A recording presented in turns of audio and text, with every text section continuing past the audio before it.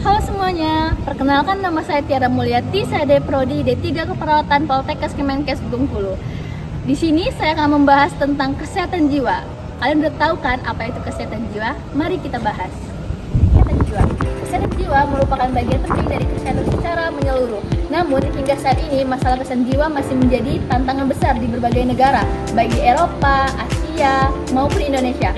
Gangguan jiwa tidak hanya mempengaruhi individu, tetapi juga keluarga, masyarakat, produktivitas kerja, dan kualitas hidup secara keseluruhan. Menurut WHO, kesehatan jiwa adalah keadaan kesejahteraan mental yang memungkinkan seorang menyadari kemampuannya, mampu mengatasi tekanan hidup sehari-hari, bekerja secara produktif, serta berkontribusi kepada masyarakat. Dengan kata lain, kesehatan jiwa bukan hanya tidak adanya gangguan mental, tetapi juga kondisi ketika seseorang dapat berfungsi secara optimal dalam kehidupan sehari-hari. Pengertian kesehatan jiwa menurut Undang-Undang Indonesia adalah kesehatan jiwa adalah kondisi ketika individu dapat berkembang secara fisik, mental, spiritual, dan sosial sehingga mampu menyadari kemampuan dirinya sendiri, dapat mengatasi tekanan, bekerja secara produktif, serta memberikan kontribusi bagi lingkungannya. Adapun fenomena masalah kesehatan jiwa di Eropa, di kawasan Eropa, masalah kesehatan jiwa menjadi salah satu penyebab utama disabilitas dan penurunan kualitas hidup. Berdasarkan laporan WHO Regional Office of Eropa, jutaan penduduk Eropa mengalami gangguan kecemasan, depresi, dan stres berkepanjangan. Pandemi COVID-19 juga meningkatkan angka gangguan kesehatan jiwa, terutama pada remaja dan dewasa muda. Faktor-faktor ini seperti tekanan pekerjaan, kesepian, perubahan gaya hidup, serta tuntunan sosial menjadi penyebab meningkatnya masalah kesehatan jiwa di wilayah ini.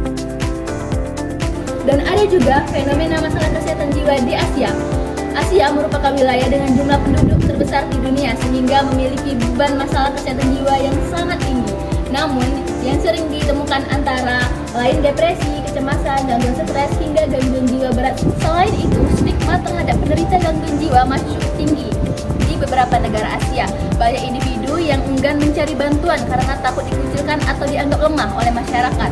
Kondisi ini menyebabkan keterlambatan diagnosis dan pengobatan.